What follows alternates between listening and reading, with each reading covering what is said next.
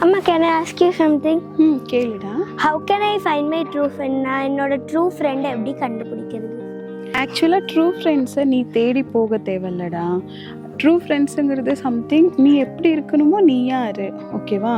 நிஜமான ஃப்ரெண்ட்ஸை உன்னோட கேரக்டருக்கு நீ என்னன்னு தெரிஞ்சு அவங்களே வருவாங்க. அவங்க தான் உன்னோட ட்ரூ ஃப்ரெண்ட்ஸ். அம்மா, என் ஸ்கூலில் என் கிளாஸில் நிறைய பெஸ்ட் ஃப்ரெண்ட்ஸ் இருப்பாங்க. அவங்கள யார் என் ட்ரூ ஃப்ரெண்டு நான் எப்படி கண்டுபிடிக்கிறது? ஓகே, ட்ரூ ஃப்ரெண்ட்ஸ்க்குன்னு சில குவாலிட்டிஸ் இருக்குது, ஓகேவா? Just observe that. என்னன்னா, ட்ரூ ஃப்ரெண்ட்ஸ் வந்து உன்னை சேஞ்ச் ஆக சொல்லி கேட்க மாட்டாங்க. நீ என்னவா இருக்கியோ they love as you are, ஓகேவா?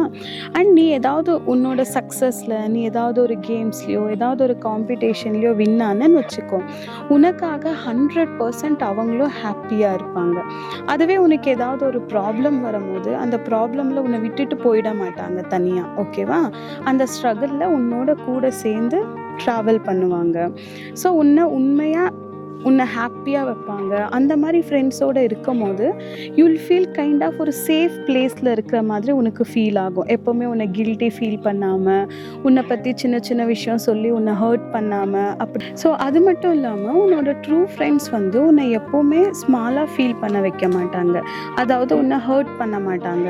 அந்த மாதிரி ட்ரூ ஃப்ரெண்ட்ஸோடு இருக்கும் போது உனக்கு எப்போவுமே ஒரு சேஃபான இடத்துல இருக்கிற மாதிரி ஃபீலிங் வரும், ஓகேவா?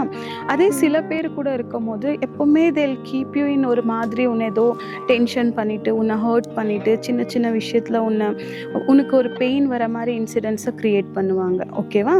யாருக்கிட்ட நீ அந்த சேஃபாக ஹாப்பியாக ஃபீல் பண்ணுறியோ there are your true friends.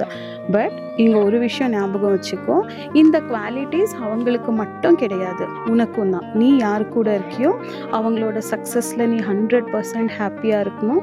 அவங்க கஷ்டப்படும் போது அவங்களோட ப்ராப்ளமில் நீ அவங்களுக்கு சப்போர்ட்டாக இருக்கணும்.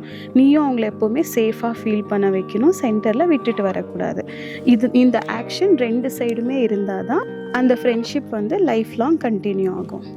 ஓகேம்மா.